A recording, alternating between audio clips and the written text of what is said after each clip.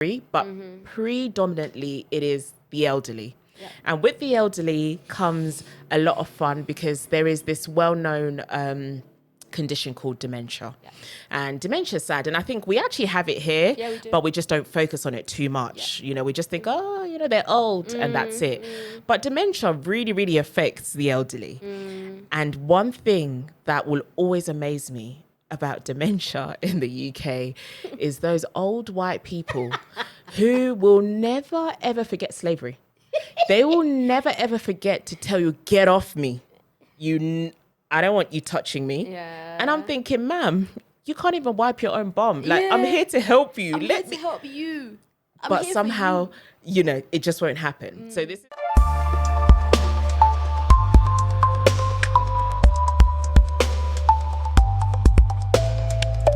Karibu sana, my people. It's your favorite host, Tracy M, and I'm here with another episode for On The Real. Today, I am joined with a amazing, talented, skilled, brave young lady who has inspired me. I am here with... Wangu Mureithi, AKA... Wango Majani, AKA... Chair of Women in Tea East of the Rift Valley, AKA... Chair and founder of Young Tea Growers Association, and AKA... founder of Maison Chai. There you have it, ladies and gentlemen. I don't know how many hats she has, but literally this is the queen of tea, okay? Now, for a lot of you ladies, you may be thinking, tea, okay, yeah. No, we're talking about actual tea. Today is an interesting conversation that I'm going to have with you because I am... Sorry, first of all, how are you doing? Good. How are you? I'm all right, you know, not too bad. I'm all right. I'm all right. It feels good to speak British English. I think that's one of the beauties that we have because I'll let you kind of tell your story. But I think as I've made this journey to come into Kenya and relocating, being a British expat who is black and not white, it's different in itself. And it's different through the conversations I have, the way I talk, because as I'm talking to you right now, I feel at home. But you know, if you were a white British expat, I may not be as comfortable because it's the usual nuances, it's the slight little things. But yeah, I'm intrigued because you are of Kenyan descent, right? I am. Born and raised in Kenya? No, born here, moved to the UK when I was 2. Ah, The UK is my home. It's all I know. just one of us, guys. One of us. Okay, so talk me through that journey because if you were born here, moved at 2, and 2 is an age where you don't really remember much. I can't tell you what I remember at the age of 2. So moving from the age of 2 to now 22, you are back in Kenya. Yeah. Talk me through that. So my dad got an opportunity actually to do his PhD at the University of Manchester. They gave him a family scholarship. When he arrived at London Heathrow, they called him at the airport to tell him that they have revoked his scholarship for his family, and his family needed to go back to Kenya. He said he's not doing that. So he told them to keep their scholarship and he'll figure it out. Okay. And so that's how my parents moved to the UK with a 2-year-old. In fact, their story is always so funny. They always say, we moved to the UK with 1 suitcase and 1 child and a revoked scholarship. Gosh. And now we have a house and 3 children Aww. and all these other things. And there's beauty in that. There's beauty in that because I'm just imagining, right, you've packed your life. Yeah. Ready to start afresh to the glory land, as many people consider it. In the 90s. Only to be told as soon as you land that, oh yeah, by the way, sorry, but okay. And so I'm guessing you're the firstborn, seeing as you were the only. Okay, fine. And so through that journey of, you know, climatizing into the UK and, you know, discovering yourself, etc. How do we come to Kenya? Like, So I'll give you the short version, but I think probably when I was really young is when we got our papers, when we became British. okay. And immediately I feel like even the week we got our papers is the week my mum was like, we're going to Kenya. Yeah. Like, Yeah. we are not wasting any time. And when we came to Kenya for that first trip, it was one of those things that just changed my life because, you know, I'm always grateful for my mother doing this is she insisted that we do a myriad of things. So she said one of the things we had to do was we had to go to really nice hotels. Okay. And she said she wanted her kids to know that Kenya has really amazing places. And we also spent time in really sort of poverty-stricken rural areas. And my sister and I really struggled with that juxtaposition on a 6-week summer holiday. But I can tell you, Tracy, it was the best thing that she ever did for us because it gave my sister and I such a healthy perspective of Kenya. Because at the time, loads of our friends who were going to Kenya, they were only doing sort of like rural or like poverty-stricken and that kind of thing. And so that really sort of jades and warps your view. Fast forward to when I started to come to Kenya on my own as an adult. And it was in 2013 that I decided that I wanted to move back and I wanted to sell tea. I didn't know anything else, but those are just 2 commitments I made. And I said, and I even posted the picture on Instagram actually, and I said, one day this house will be mine. Aww. I had no idea. At the time, that particular farm was a forest. Okay. Like, there was no plans to turn that farm into a tea farm at all. Zero. Over the years, I slowly started to become interested in sort of tea, but you know, we've always had tea. We've had tea since the 1950s in my family. So again, we're quite privileged in that sense as well. My grandfather was quite well-to-do, but he passed away in 1977. So there was only a limit and a capacity in terms of how far his wealth could go. Okay. So fast forward to sort of 2016, which is when that was like the real sort of turning point for me. I was finishing university. I decided, and by the way, my biological age and my university year do not correlate. I took a couple gap years, so let's go with that. Finished university in 2016, and I decided that I wanted to take this tea thing seriously. And we got to go to the tea factory that my family supplied to. Okay. And they gave us a very warm welcome. They were really, really good to us. And they told us, you know, by the way, you guys should take this tea thing seriously because you have the potential to become one of the largest suppliers of green leaf to this factory. And so I think my dad took it seriously. Yeah. And I really sort of watched him go through that journey. Okay. Became quite involved in it. And probably around 2017, 2018 is when I said to him, actually, I think I want to move back to Kenya and do this. And it's not until another trip to Athens, actually. I did a course on action learning where I brought this problem that my family have these tea farms and I'm interested in tea and I want to build a brand, but I just didn't know how to bring all those things together. Okay. And somebody literally just said to me, why don't you move back? And it sounds simple, but to me at the time, you know, Tracy, you know what it's like in the UK. You're in corporate, you're trying to climb the corporate ladder, you're trying to get a mortgage. You know what I mean? Like everybody's doing the same thing. You're trying to finance. 10 steps back. Yeah, you're trying to finance a Mercedes-Benz A-Class. Come on. Levels. Because that's what everybody, that's just the general trajectory of the life. Or, you know, an Audi A3, for example. You want your apartment. Yeah, you want your apartment. Yeah. You know, you want to be on you want to get a mortgage, do this, do that, go to DLT for brunch. Take me back. Right. And so it just felt so unnatural. Yeah. And then COVID happened. And when COVID happened, that was when I was like really able to sit down and be like, I don't want to do the rest of my life with this. I want to do the rest of my life in tea.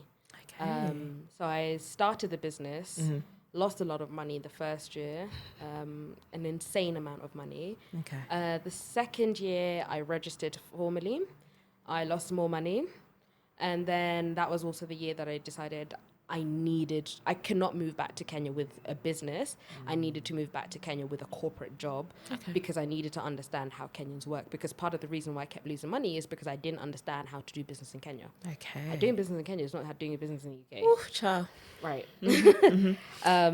So yeah, that's how we came back. Okay. Now, that in itself is a story because, you know, naturally, as you said, tea ran in the family. Yeah. So at least you had some sort of awareness. Yes. And you were open to many conversations that would take place. Yes. And many, you know, investments that were going on. Yes. So one can say it's a head start, you Absolutely. know, a foot in the right direction.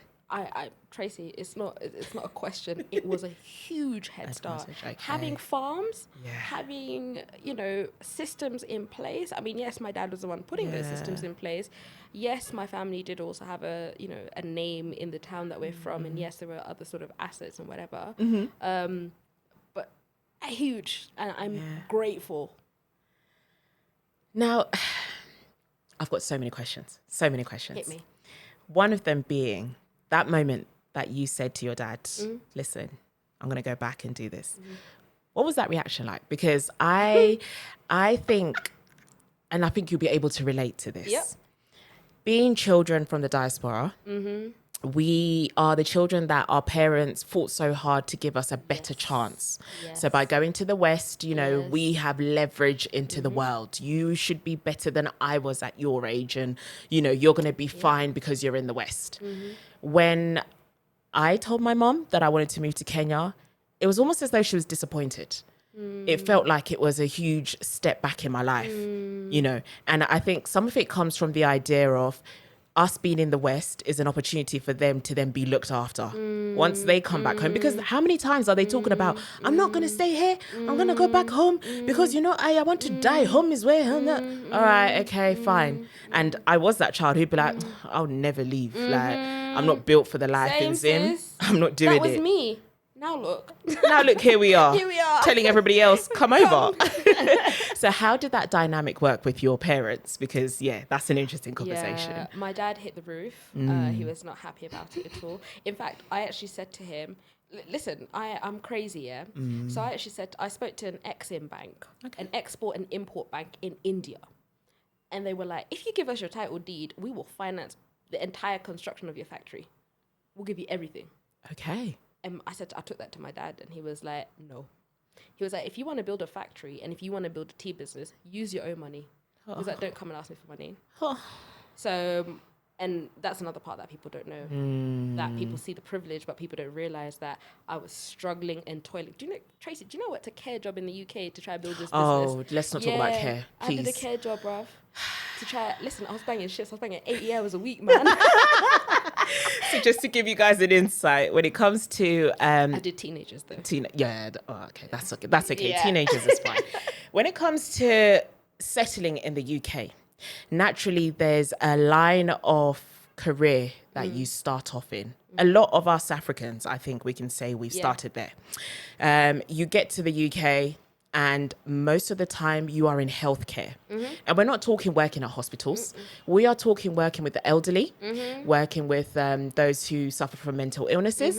We're talking of young children as well to a certain degree, but predominantly it is the elderly. Yeah. And with the elderly comes a lot of fun because there is this well-known condition called dementia.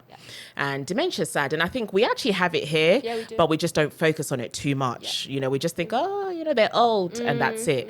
But dementia really, really affects the elderly. And one thing that will always amaze me about dementia in the UK is those old white people who will never ever forget slavery. They will never ever forget to tell you, get off me. I don't want you touching me. Yeah. And I'm thinking, ma'am, you can't even wipe your own bum. Like, I'm here to help you. I'm here to help you. But somehow, it just won't happen. So this is the context as to working a care job, because I feel like it's everybody's first trajectory into making it into the UK. Yeah. You have to start right at the bottom, which is a care job. Yeah. And it's good money. But the hours are extensive. We're talking night shifts, day shifts, night shifts, day shifts. And you're registered to an agency. Yes. So one day you're here, the next day you're all the way in Nyeri, the next day you're here. It's a mission and a half. It's a mission. Yeah, sorry, just to explain where the money came from. I'm glad. I am glad. But I worked a care job and I worked with teenagers. And in fact, I remember my last shift was the day that a girl dashed through a plate in my face. I'm seeing you and I'm seeing London. I'm just seeing ends. Welcome to the ends, A girl threw a plate in my face and the plate broke. And the plate broke in my face and I said, Jesus, I'm out of here. Yeah. I don't need this. Yeah. Because you're not going to do this to me. And the thing is, right, as I was building this business, I was building Maison Try at this time, yeah? So I'm talking to clients on the side, and I'm like trying to build the business and trying to get orders so that I can dispatch, so I can have more money, right? Yeah. But thank God, actually, the way I moved back to Kenya was I got a job. I got a corporate job in Kenya. Yes. Okay. And it was in that care job that really sort of helped me to focus. Okay. And I remember just saying to everybody that I knew, I said, listen, I need to move back to Kenya, but I need to move back to Kenya with a job. And I couldn't tell people what the job was for, because I couldn't say, I need a job so that I can learn how Kenya works, because I'm starting a business there and I want to do this and I want to be this and I want to do that, because you just sound crazy, right? So I just used to say, I just want a change of scenery. Yeah. And people could see it in me, actually. And that was tough. And even when it came to my parents, I didn't tell my parents that I was moving to Kenya until 5 days before I moved. Whoa. Yeah, they were not happy. Okay. Because remember, Tracy, they were not happy. They didn't want me to move. Like your mum, they did not want me to move. For them, they were like, first of all, I have a congenital heart condition. I have PCOS. I've been in and out of hospital throughout my since I was 12. How will you survive there? That's exactly what they said. My dad literally was like, you're on bisoprolol, right? How are you your current prescription is £7 a month. How are you going to afford that in Kenya? Because you're not going to get no prescription that's subsidized by the NHS. So he was like, how are you going to subsidize that? So I had to go back to my doctor at Guy's and St. Thomas's, and I said, listen, I'm moving countries. We need to work this out. And he was like, listen, there's only one thing for you to do. But he was like, I can take you off the medication slowly. And he was like, when you do decide to get pregnant, you need to come back to the UK so that we can monitor you. And I was like, that's a fair enough trade-off. That's a very fair trade-off. It's reasonable. Yeah, it's reasonable. But yeah, it was the corporate job. And I told the corporate job I was moving, I was hard on them. I told them, I am not looking at you in the face until you have given me an offer letter. I need to know that this thing is locked in and secure. Okay. And we negotiated, and they hardballed me. But I said to them, I said, in my heart, I said, you know what, I wasn't going for the salary. I wasn't going for to go live an expat life in the traditional way. I knew for me it was a stepping stone into the things that I want to do. And I said to God, I said, listen, I'm only going to be in this company for either 18 or 24 months. Okay. And Tracy, I was there for 18 months. Amazing. The next job I get, I said to God, I'm only here for 6 months. I was there for 6 months. Look at God. Do you know what? You're giving me a very good theme throughout your story, which is, I don't like using this statement, but the whole speaking it into existence thing. Because even the fact that you went to Athens and you shared the problem you had. Yeah. We come from a culture where we don't talk. Don't say things out loud. Don't tell everybody your business. You focus on you, go to your corner, pray to God if you believe in God, and let him take over. But this one where you're telling the whole world, the internet, all their cousins and their brothers, don't do that. Just be mindful, just be careful. And I think it's powerful. It's powerful to set to break these curses, so to say, and to just break the stigma of not talking, because that in itself is a power move. You being able to say, can someone help me try and figure this out? Because I don't know what I can do, but I need some other brains. And that is how things happen. That's how things happen. But let me tell you something so interesting, right? So my best friend passed away in 2020. And before she died, thank you. And before she died, she said something. She said, Wango, you know what your problem is in life? You don't talk. Tracy, I was not a yapper before 2020. Before she made that statement, that was her last thing that she said to me. And after that day, I said, you know what? Like, in my head, my problems at the time were insurmountable. It felt like I had all these huge problems, that, life was terrible. And I was honestly a Debbie Downer. I was miserable. Like, in fact, people who see me from the UK now, they're just like, you look happy. They can see it. As soon as they see your face, they're like, wow. They're like, wow. But like, people who are meeting me after I've moved to Kenya, they don't know where I have come from. Okay. They don't know the person I was. And I said to my friend the other day, I said, you forget that I was in hospital almost every week from the age of 12 up until 25 because they didn't know what was wrong with me. And then when they finally figured out what was wrong with me, my heart. Then I had to have heart surgery. Like, it was... And my dad is the one who took me for my surgery. Yeah. So, it was... For me, I reached a point in my life where I said, I am just going to talk. I'm going to yap. And it's coalition of the willing. If you're willing to join, you will join. If you're not willing to join, fine by me. Keep it moving. But yeah, I think also just speaking to that as well, there's something called the try it on theory. Okay. The try it on theory basically says if you try something on, you accustom yourself to it. Oh, So if you want a Rolls Royce, go sit in a Rolls Royce. louder, please. Sit in the Rolls Royce. If you want to live in Kilaleshwa, go do a house viewing in Kilaleshwa. If you want to own a Birkin, go to the Hermes store and ask for a leather appointment. Even if you know you don't have the money for it, go, try it on. I love that. Because what it does is it focuses your mind in a way that you now become... That becomes your driving force in terms of you've tasted it. Yeah, you've tasted it. You know how good it feels. If you want to fly business class, try and get on the plane early and then try sit in one of those seats. Even as you're walking, quickly, just touch the seat. Just touch it. It's like, you know what it comes from, the try it on theory. I know you're all like, I like theology, right? Yeah. And not even from like a personal faith perspective, but the stories are very interesting. There's a lot of morals.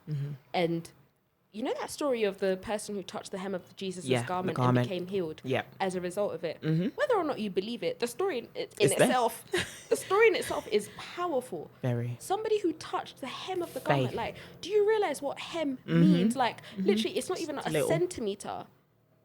And by that action, and so when I think about things like that, that made me be like, oh, you know what, actually, this is mad, because I should probably think about, so like some of the things I do in my spare time, well, actually that doesn't really exist because I'm just working all the time.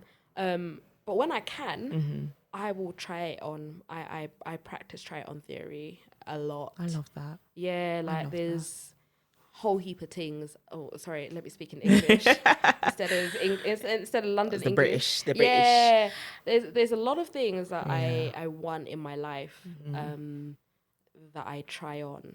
I want to come back to the story of the hem of the garment, because as you've mentioned that, there's literally the concept of the hem of the garment is not at the top. Yes, it's at the bottom. So that means that person was, you know, and obviously I'm thinking movies and whatnot, but you are crawling at the bottom. To literally just get an inch. Just a little, let me just, and I'll be fine. Something.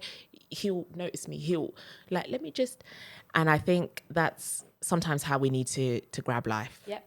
And I think we're also scared. Yep. Because heck, tea farming, I'll be scared. What the hell am I going to do? Yeah, even that. Yeah. So when I came, I was having to like balance my very big, busy corporate job. I was working for a global audit firm in their business development. So I was responsible for bringing money to that firm. On the weekends, I had to figure out how I was going to get to the farm. And actually, it's so interesting because at first I was still doing like diaspora calculations. So diaspora calculations are basically, can I explain? Please do.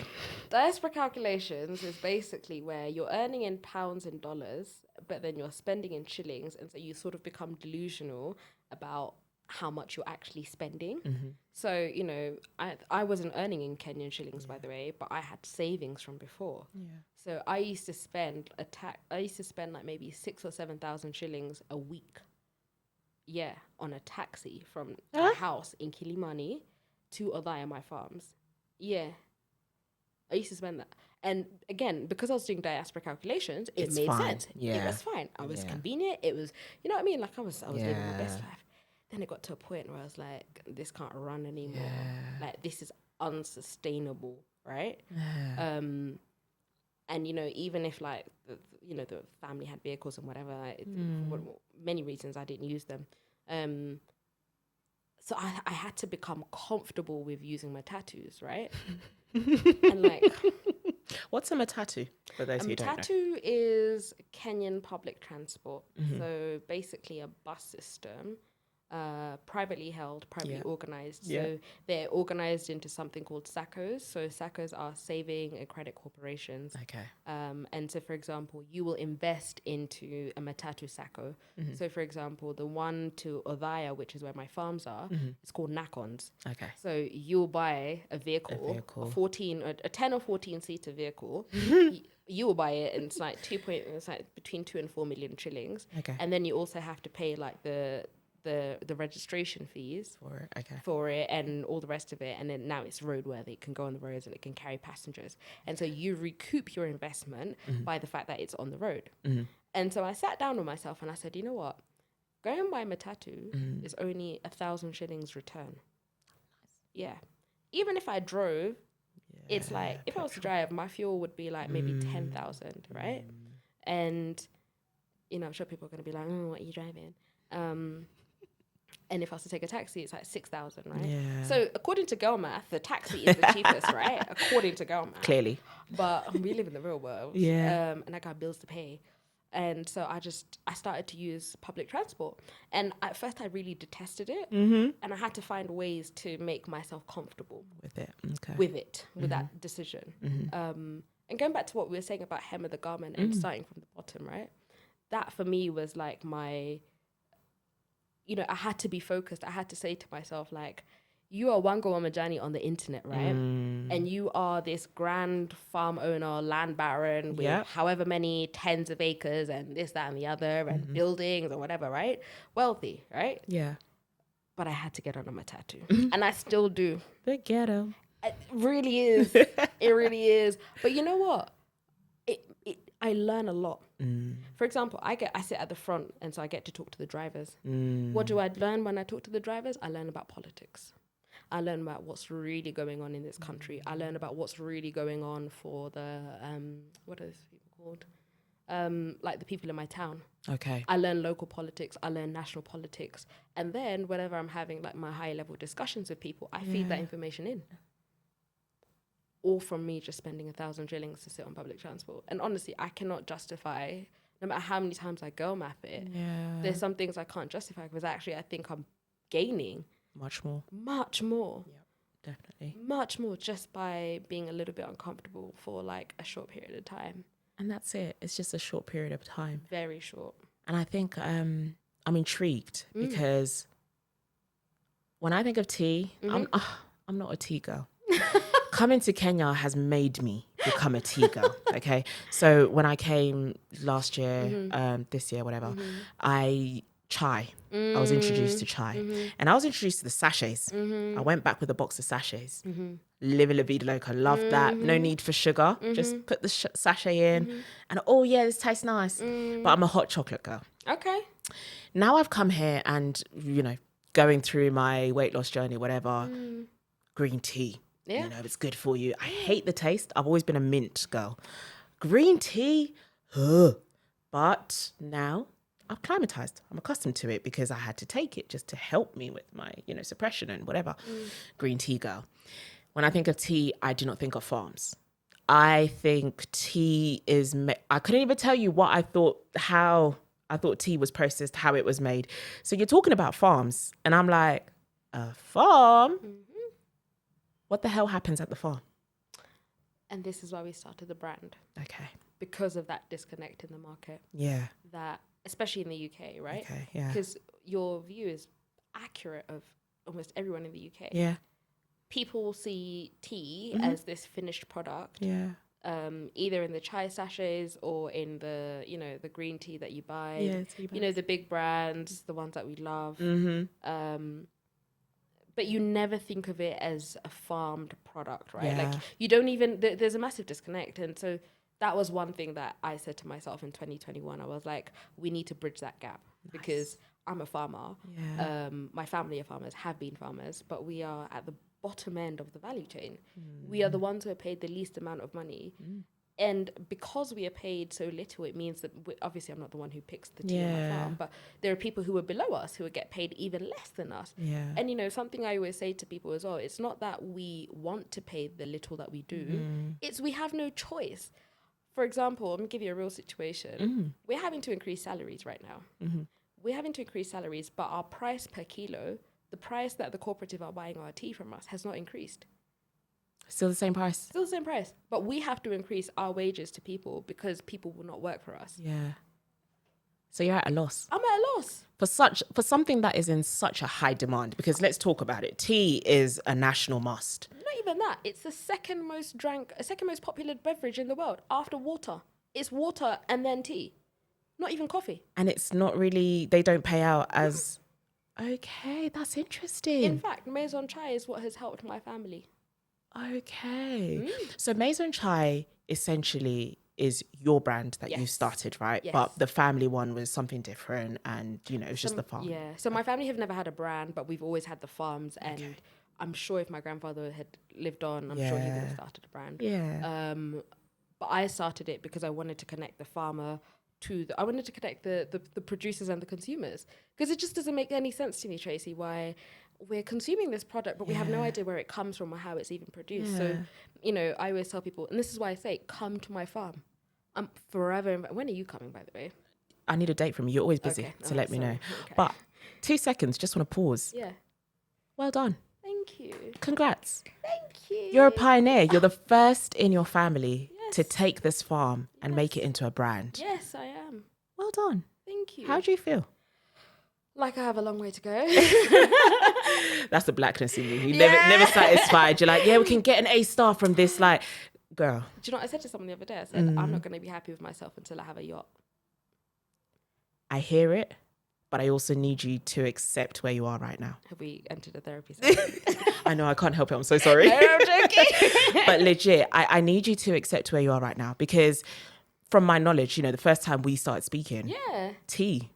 Yeah? And now you're telling me you have your own brand that you set up.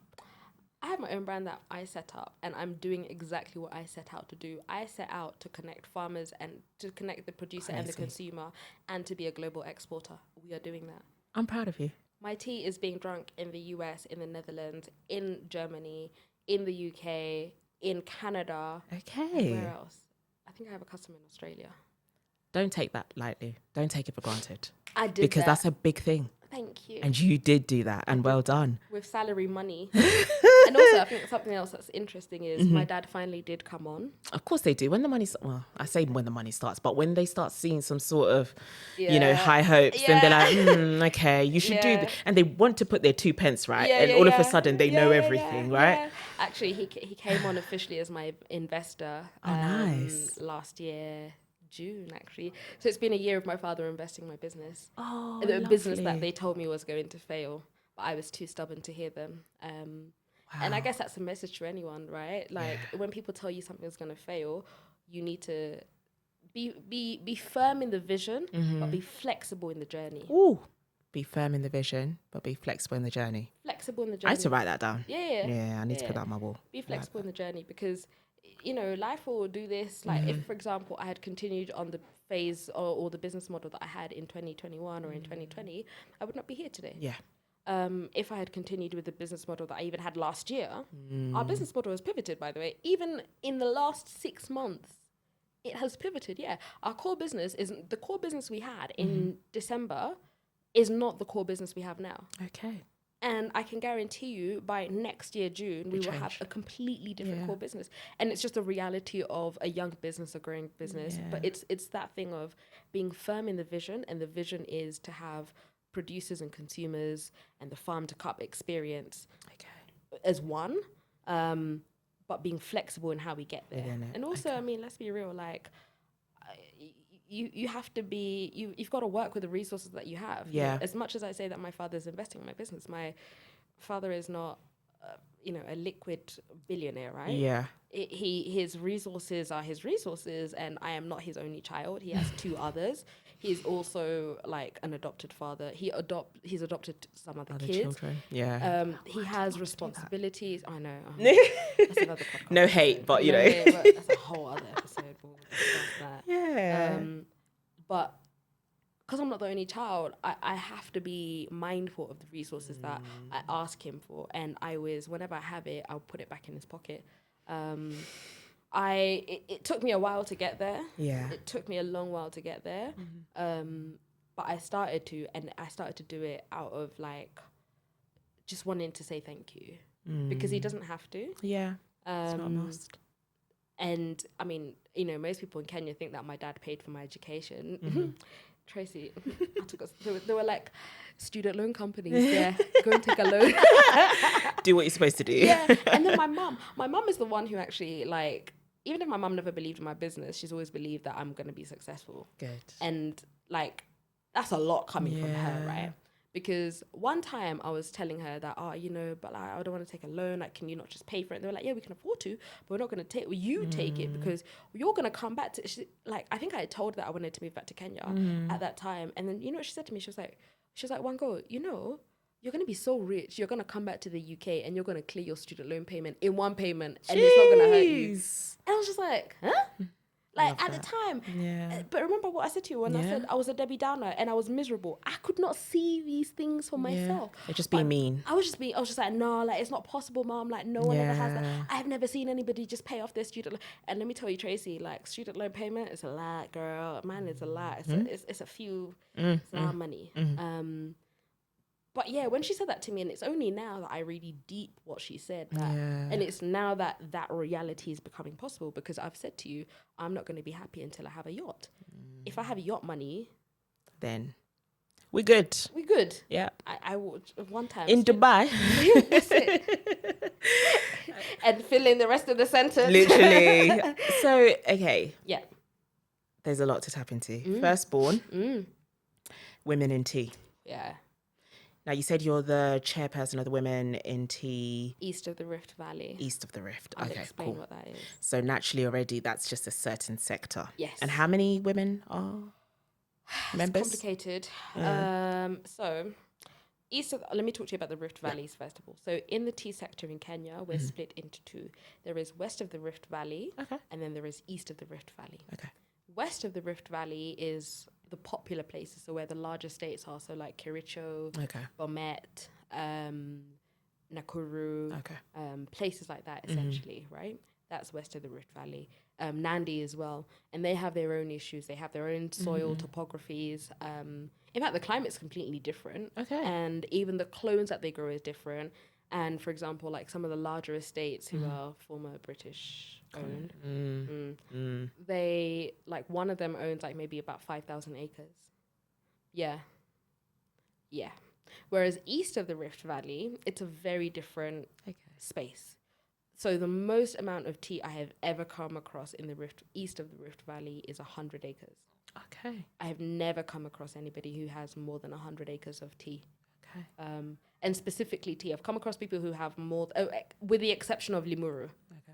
So Limuru falls under my remit as Women in Tea East of the Rift, but it does not fall under my remit in terms of thinking about like the sort of national, not really national, but like the national cooperative, right? So I know someone in Limuru who has 500 acres of tea. Yeah. And they have very different problems. Okay. Compared to now, like the rest of us with like, 100 acres, 45 acres, 55 acres, that kind of thing. West of the Rift, their issues are completely different. So my counterpart, me and her were saying the other day, we were like, we really need to work together to bring your women up to where our women are, because east of the Rift, our issue is we don't have women on boards, right? But we also have, when you think about it statistically, the amount of women who own tea farms east of the Rift is higher than west of the Rift, much higher. So our remit is completely different.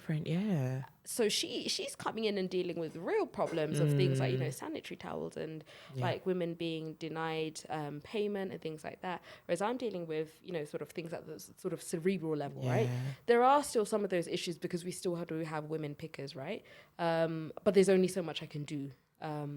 So yeah, my remit is huge. I cover a lot of different women. I'm planning a trip actually with Women in Tea for later on this year, because one of the things we noticed was that a lot of these women don't have any idea where their product goes. Tea picking is I call it skilled labor because it's your hands, right? Yeah, it's your hands. And, we've tried the machines on my farm. It's absolutely diabolical. And so when you're picking with your hands, the least you should know is understand where that thing is going and what the final product is. So even if they have a cup of tea every morning and they're drinking tea from their factory, right, that they have delivered to, that's not the full story. The full story is what happens at auction in Mombasa. Yeah. What happens in the blending? How is it that we arrive at the figures that we arrive at? So when I'm telling my pickers, I can't pay you X amount of money, they need to understand, because all they just see is a land baron, right? This woman who has a lot of land and a lot of English of the nose and a lot of power, and everybody's, Stingy. you know, you know what I mean? And they just think I'm stingy. And I'm like, actually, I'm being paid 25 shillings per kilo. If you ask me for 15 shillings per kilo, you're leaving me with 10. And then I have to still disperse that. And I still have to disperse that. I still have expenses. I have taxes. I have other bills. I have other businesses. I have properties. My properties require maintenance. And then in my property, I can't increase the rent because, again, the area that we're in, no, I'm not going to have any tenants. So what is the process from picking to blending to the auction to talk me through that? So you pick the tea and you pick 2 leaves and a bud. Okay. Bud is the little one, isn't it? It's I the did little my one, yeah. my research and I've seen videos. Yes. So bud is the little one that's between the leaves, isn't it? Okay, cool. Yeah. It's the one that's just shooting out. Yeah. And you can replant buds, isn't it? Yes. Okay. Yeah. Cool. So you take the 2 leaves and a bud, you take it to the collection center. From the collection center is where they weigh it. Okay. And they tell you, so in your basket, so let's say you're a picker. Yeah. You take your basket to the collection center, you weigh it, they give you a receipt. That receipt now gets sent back to me. Okay. So from that receipt, I will then say, oh, you've picked X amount of kilos. I will pay you 15 times X. Okay. That's how they get paid. Okay. So when from the collection center, a lorry comes, lorry takes it to the factory. Okay. The first thing that happens in the factory is they do a quality check. Okay. So they'll take they'll take like maybe 100 grams of all of the different bags from all of the different farms who've come and just do like a random assessment of the leaf. Okay. And so they want to make sure that there's a 68% pass rate, essentially, of like a good quality leaf. Tea. Okay. Leaf. So now it goes into the factory and it goes through a process called withering. Okay. Withering is basically just blowing hot air on it. Okay. So withering, So withering basically technically starts at the point of plucking. Okay. So once you've plucked it, withering basically means you're extracting moisture. Yeah. Because you want it to become... Because now it's disconnected from... Okay, got you. Yeah. So you want it to become soft. Okay. So when it becomes... The softer it gets, so now it varies as to what tea we're producing. Okay. So if we're doing orthodox, the process is different. If we're... Orthodox is like the longer leaves. I'm sure you've seen them. I got you. I'll do my research. Yeah. Orthodox is basically the longer leaves of tea, but CTC is the granules that you're probably used to seeing. Okay, yeah. So now it depends on what that process is. So all of that happens in the factory. At the end of all of the processing, so there's a drying process, there's a rolling process. If it's CTC, which is the granules, then it basically gets like it goes through cut, tear, curl. Okay. So they have to cut it first, the leaf. Okay. But you see, you can Chop only it cut up. a soft leaf. And how do you make the leaf soft? Bosses. You extract moisture. Got you. Yeah. So with the orthodox, that's more of the teas that, like I was saying, I need a teapot for. Yes. Where you have the little sieve and you... Okay, cool. Yes. And then the granular is the tea bags that we... Yeah, the tea bags or the loose leaf, for example. Okay. Yeah. So now when it comes to our brand, what we do is we work with the factory. Okay. Because we're one of the largest suppliers of green leaf. We have a relationship with them. Slight flex. Okay. Sorry, go off. Jeez. So we essentially say to them, hey, listen, we really like the tea. How do we work together? And my brand is known for small batches of tea. Okay. I have a customer who likes interesting mixes. And this is one of the beauties of being a brand known for small batches. Okay. And I know it sounds contradictory because I said I want a yacht, but I also love doing small batches. But again, like I said, there's a method to this. There's a reason why we're doing small batches now. And so I think the most recent order I got that was really strange to me was somebody said, and even how we work is we ask our customers, how do you want to feel? Yeah, we're a lifestyle brand. How do you want to feel? What do you want to taste? What do you want to feel? What do you want to experience? I want to feel 10 stone lighter. I'm in bondage to skinny talk. So like my life right now is very like, I just want to feel a little bit lighter. I got you. Okay. So he asked for, he said he wanted the taste of green tea and the taste of moringa, but he didn't want the caffeine effects to be so pronounced. And so I said, okay. Those two are high in caffeine. Yes. Right. Yeah. So what I ended up figuring out was, me and my peoples, we figured out that if we do a green tea and purple tea mix, he basically gets the purple. If we do like a higher concentration of the purple tea, he will get less of the green tea, but he will get the flavor from the green tea and the flavor from the moringa in that. And so we had to add chamomile to it to counteract the caffeine. Okay. So because he said he wanted it to be a sort of unwinding tea, and I was like, how do you want to unwind with moringa and green tea in one? It wasn't understanding. Yeah. But again, you know, it's in those conversations that I love having with customers.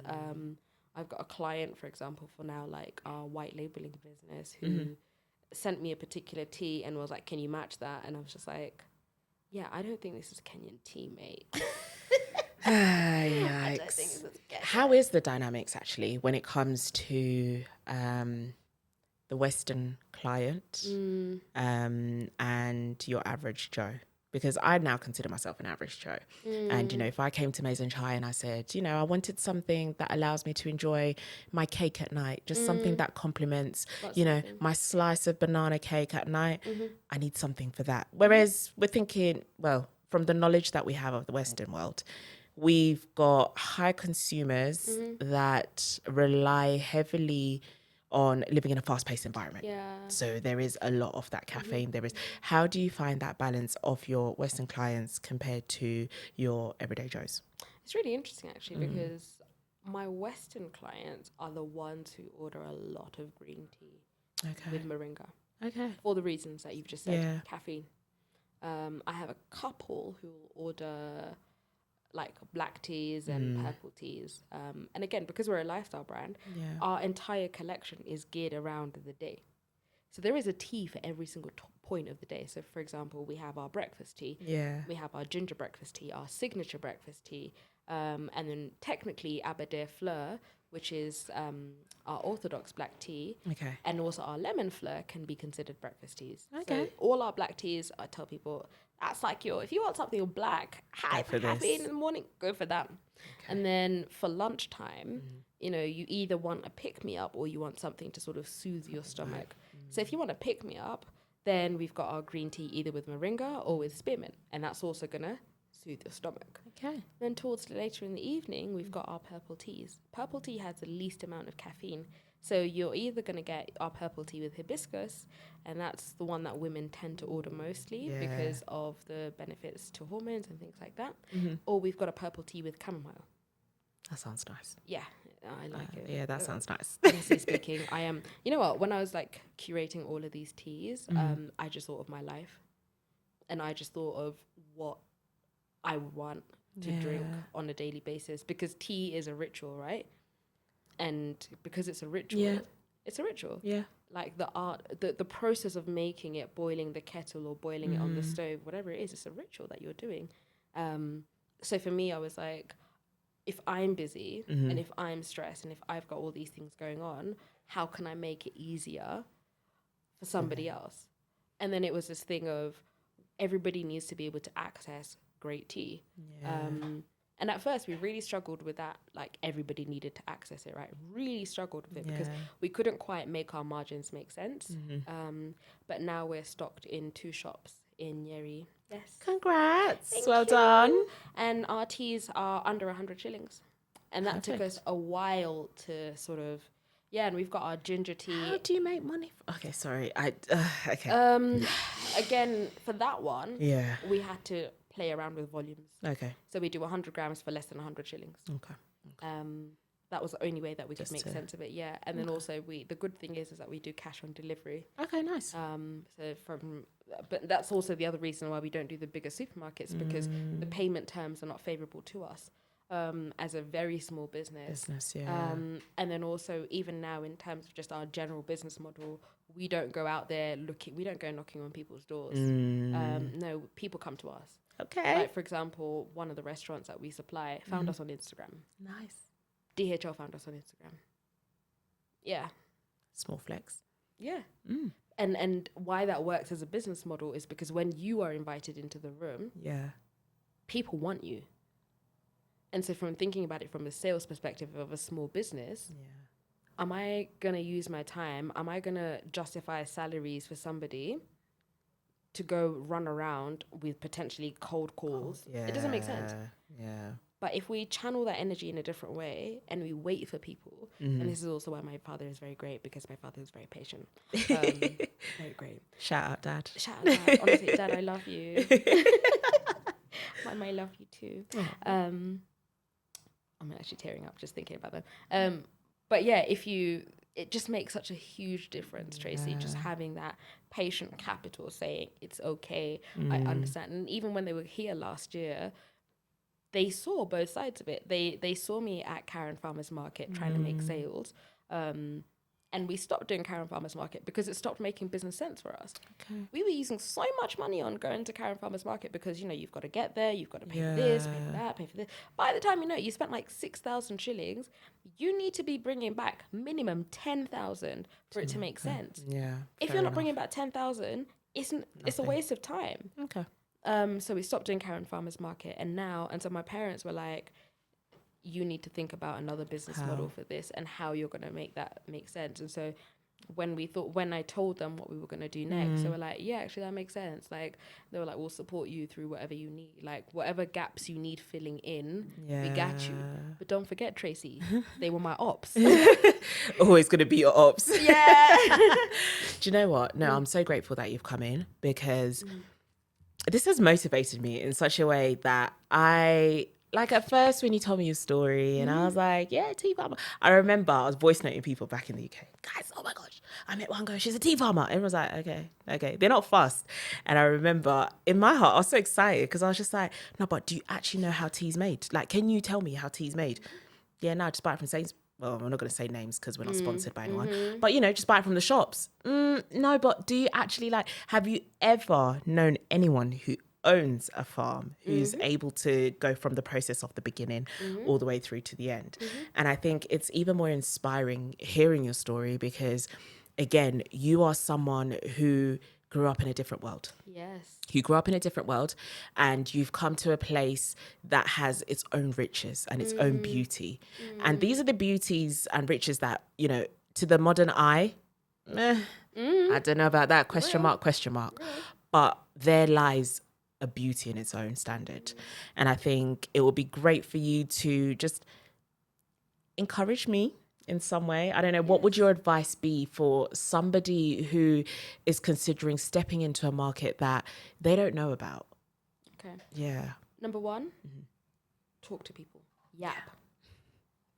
Closed mouths don't get fed. Number two, define your vision. Okay. Be clear on it. But be very flexible in how you get there. And be okay with something taking long. Yeah. It took me 10 years to move to Kenya from when I decided that I was going to move. And it's taken me 5 years to actually launch the business. Okay. That's 15 years. Yeah. I'm showing my age, but 22. Of course. I think the other thing is when you find people who are supportive of what you are doing, don't let imposter syndrome be louder. Drown out that voice of imposter syndrome telling you, oh, you don't need this, you don't need that. Just do it. Honestly, Tracy, let me tell you, the opportunities, the reason why I am the person that I am today is because I didn't stop when I could have stopped and I should have stopped. When I lost a lot of money, I could have stopped. Yeah. When, I was having challenges on my farms, even now I've got challenges, labor challenges.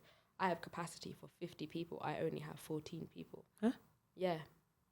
So who's going to... Yeah, it's a lot. It's a lot right now. Okay. I have, I need to recruit. I need to do this. I really should stop. And someone even asked me today, I was going viral on Twitter, or I rather made a conversation happen on Twitter. And someone DM'd me and was like, why are you responding to all these people? I said, these are my customers.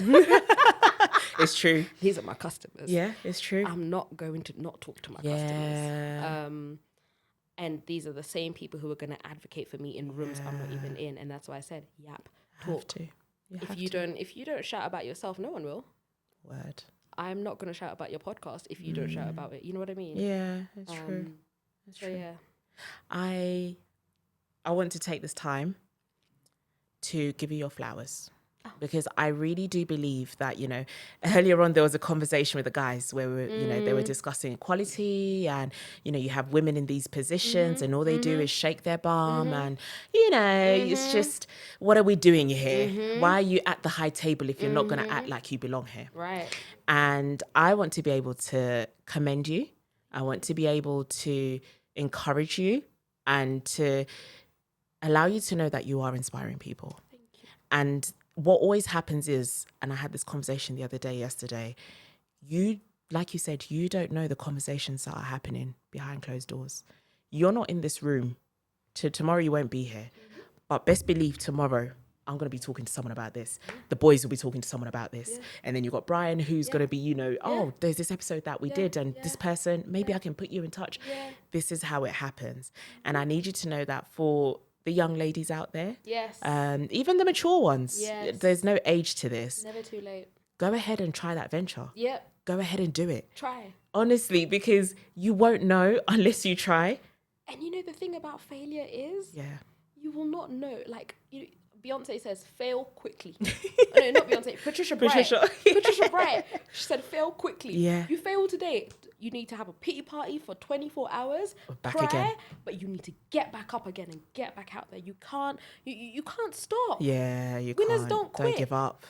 Winners don't quit. That is so true. That is so true. And so I want to thank you for coming and joining me. It was so good to have a conversation with my fellow sis. You know, obviously when we get off the camera, we'll get back into our proper ends mode. Yeah. Don't know.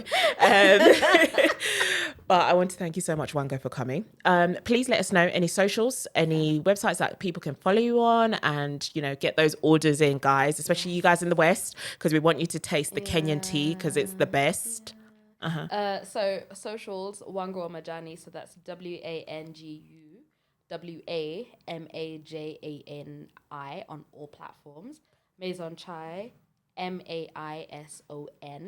MaisonChailTD. I'm laughing right now because the guys in here are literally doing this, and it's the best thing ever.